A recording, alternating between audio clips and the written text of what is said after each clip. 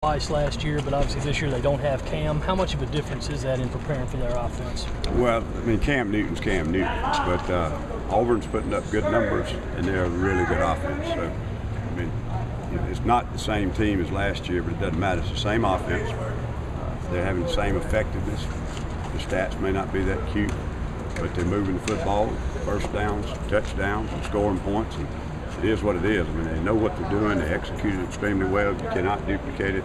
Had a very average preparation today because our scout team just can't do some of the stuff they do. So it's very, very difficult offense to prepare for in a 3-day period when you're trying to duplicate the speed and some of the formations and the movements they do. They're a good football team. How crucial is it to defend the edges when they have the speed guys like Lutzenkirchen and Dyer and McCaleb? Well, it still is, and they do a great job. And that's the thing about this offense. It stretches you side to side, and it stretches you vertical on the throws. But the style of spread and fast pace that Gus runs, it's got some vertical punch in the running game, and that's what makes it tougher. A lot of spread teams are all the zone run, and it's all side to side. It's not quite got that vertical punch, but they do. And Dyer's a very strong running back too. I don't know if you've seen any of Clemson yet, just catch them here and there, but their new guys and Malzahn disciples, are they pretty much running the same thing?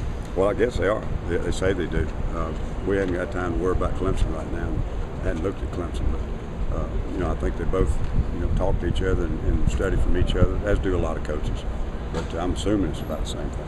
How does Malzahn do it differently than other spread teams? Is it formations and the running game that make the biggest difference? They're a wing T running game, and the old wing T with all the cross blocking and trap blocking and pulls outside, angle blocking, and it's got a power element to it that a lot of spread teams don't have. A lot of people get in the spread and they go fast paced and they throw the ball around, they spread it to the skill guys on the edge, but they don't have the trap blocking, the power blocking in the run game that this style of offense has. So it makes you try to be physical in the box, but then you're also stretching out on the edges. Ellis, so how good is it to go into this game coming off a really dominant defensive performance? Is the confidence pretty high right now? I don't know. Every week's a new week. I think with players, I think winning helps winning, and losing does not. But different groups learn from different experiences. Some people can't get over losses, and some people can't get over wins. They don't know how to move off of success. So, we don't know a lot about this group. We're not even halfway through the season. I know their effort's good. I know we mentally make too many mistakes. Beyond that, I really don't know how good we are because I don't think we've gone through enough of our schedule that we can measure. So we'll find out one more element about that is how well do you respond after you play pretty well. I thought we responded pretty well when we didn't play very well. You guys have talked about simplifying the defense on a number of occasions, but that's tough against these guys. Is that accurate because they do so much, or is that not having any effect on what you're doing? We have a game plan every week. We haven't really simplified. We've gotten some kids back in the lineup. There's a little more competition for jobs. There's a little more depth, and there are different game plans. You have to do different things. The complication in college football is all the different things you have to prepare for each week, and this is obviously a big challenge too. And not only because we've got good athletes, but it's a very difficult scheme to prepare for. One of the things that makes it difficult to prepare for is you can't get it duplicated on the practice field very well. How is Bryson Williams, Ellis? Will he play this week? Yes, he'll play a lot. And, knock on wood, he's been fine. Physically, he's fine. He seems to have mentally picked up pretty quickly. He's not ready to start.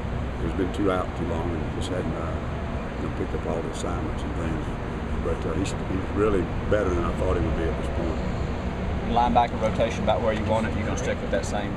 Yeah, we don't have a linebacker who's had a breakout game that deserves to stay on the field 55 or 60 plays. And frankly, we had one that has played bad enough to put him on the bench.